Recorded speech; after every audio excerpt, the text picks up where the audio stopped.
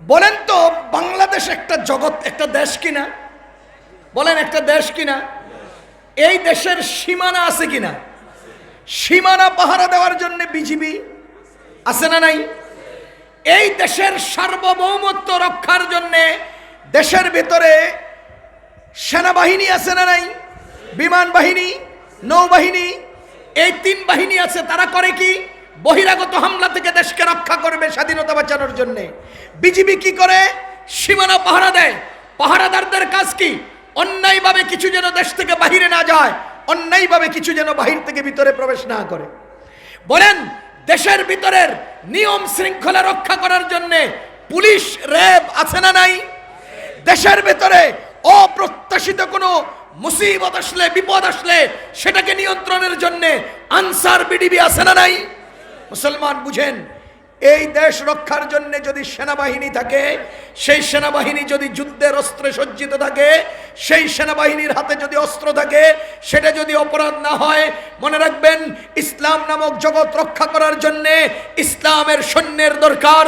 শয়তানদের থেকে এই ইসলামকে রক্ষা করার জন্য মুজাহিদদের দরকার, মুজাহিদের জিহাদের দরকার।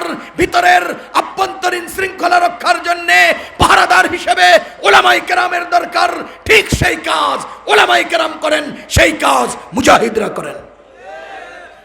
আমি আমার যুবক ভাইদেরকে অনুরোধ করব, শেখ হাসিনা সরকার 16 বছর থেকে বাংলাদেশের স্কুল কলেজ থেকে শিক্ষা নিঃশেষ করে দিতে চেয়েছে।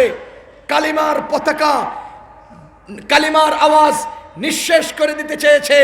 আল্লাহর মেহেরবানিতে 24 জুলাই আন্দোলনে যেই স্কুল থেকে, যেই কলেজ থেকে, যেই ইউনিভার্সিটি থেকে কালিমার পতাকা বিলীন করতে চেয়েছে, সেই ইউনিভার্সিটি থেকেই নারায়ে তাকবীরের স্লোগান উঠছে। এই তাকবীর আমাদেরকে উদ্বেলিত করে, এই তাকবীর আমাদেরকে অনুপ্রেরণা যোগায়। ইনশাআল্লাহ বাংলাদেশের অনাগত প্রজন্ম কোনো সাম্রাজ্যবাদীর সাম্রাজ্য বাংলাদেশে কবুল করবে না। ইনশাআল্লাহ আমরা নতুন উদ্যমে দেশ রক্ষার আন্দোলনে, স্বাধীনতা রক্ষার আন্দোলনে, ইনসাফ প্রতিষ্ঠার আন্দোলনে, সততা প্রতিষ্ঠার আন্দোলনে ইসলামের পক্ষে জোরালো ভূমিকা পালনের জন্য সবাই প্রস্তুত থাকবো ইনশাআল্লাহ। সবাই প্রস্তুত থাকবো তো ইনশাআল্লাহ। আল্লাহ তাআলা আমাদেরকে কথাগুলো বুঝার, মানার, আমল করার তৌফিক দান করুন। ওয়া আখিরু দাওয়ানা আনিল হামদুলিল্লাহি রাব্বিল আলামিন। ওয়াসসালামু আলাইকুম ওয়া রাহমাতুল্লাহি ওয়া বারাকাতুহু।